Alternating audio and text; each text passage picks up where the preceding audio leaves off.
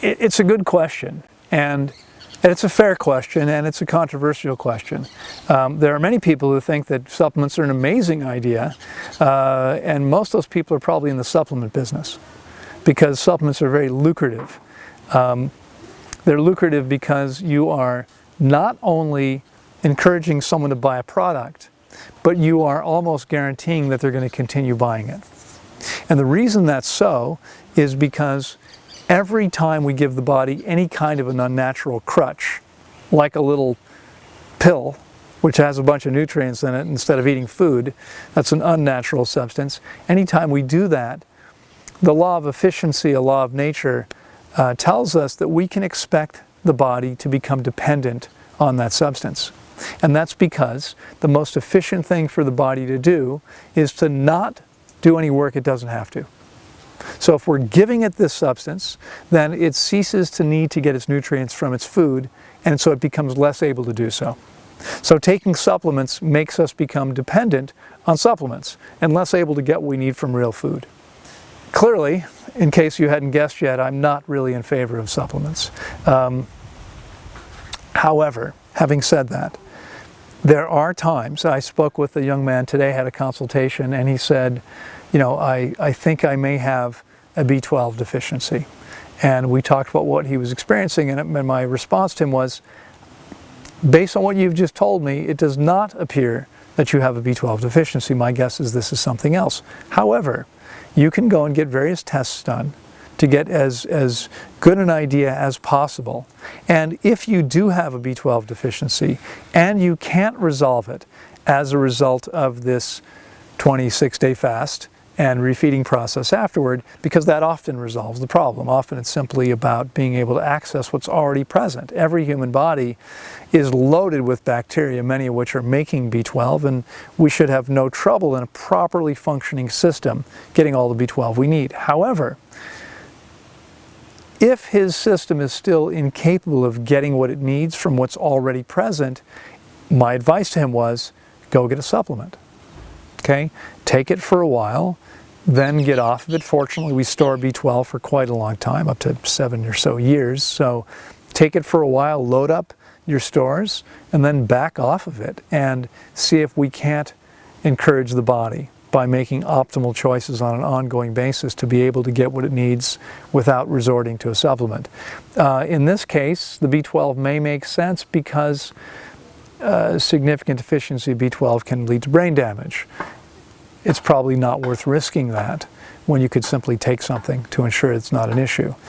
However, I would only advise that and would only do it myself if I really believe that this was a very likely possibility, not some remote I mean, of course it's always possible. Maybe we should all take B12 so we ensure we don't have a problem. The problem with that is that we are therefore ensuring our bodies become less efficient and less effective at doing what they need to do. And that does not lead to a higher level of health, that leads to a lower level of health. So it's interesting, but there are now at least several studies that are suggesting that taking supplements inevitably leads to a higher level of disease. The first of these was the Finnish smokers study, where a group of middle-aged Finnish smokers were followed until their death. Half of them were given beta-carotene supplements, half of them were not. They expected, because it was believed that beta-carotene had a protective effect, they believed that the people who took beta-carotene supplements would have lower incidences of lung cancer. They found exactly the opposite. The men who took beta-carotene supplements had higher rates of lung cancer. That surprised them and made them scratch their heads and ask what's going on here. And the conclusion was not that beta-carotene causes cancer, but that taking the nutrients in an unnatural, concentrated form like a supplement, and this was true, has since been shown to be true, not just for individual nutrients. That would be easy to understand, how that could create the imbalance given that it's not proportional. But even with multivitamins, when we take in these supplements in this concentrated unnatural form, we are actually creating imbalance in the body. And it's the imbalance that perhaps weakens the immune system, that opens the door to other issues. And so my advice would be to avoid supplements when and whenever possible. Now, the good news is, I've been able, in my career as a raw vegan so far, to avoid needing any supplements whatsoever. And I've seen exactly the same thing in many of the thousands of people I've worked with. Obviously, not everyone I've worked with has stayed the path, has continued making excellent choices. Some have gone back and made terrible choices and recreated all the issues they started with. But for those people who either give their body the chance to really cleanse and heal via fasting long enough and properly, that's the best way because it's the most effective thing that one can do. Or simply make excellent choices and over time the body becomes pretty effective and efficient. Those people invariably don't need supplements. They eat the right foods, and obviously it's important that we eat high quality foods. So, one of the arguments is that someone out there who's profiting from supplements is telling people, yeah, but if you're eating commercially grown food, but why would anybody who cares about their health do that? Unless absolutely necessary. There are times when maybe that's all you can get. But for instance, if you live near any major city today, in most of the world, and I've been to 40 some countries, you can get organic produce in most places.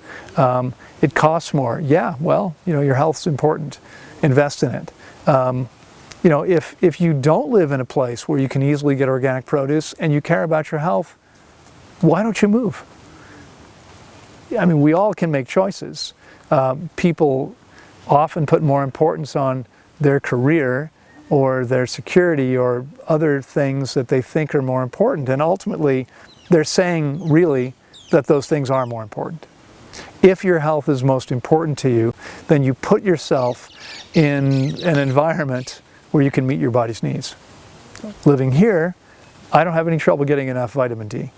I don't have any trouble getting enough of anything because I'm eating very high quality produce all the time. And so anybody can create the same thing.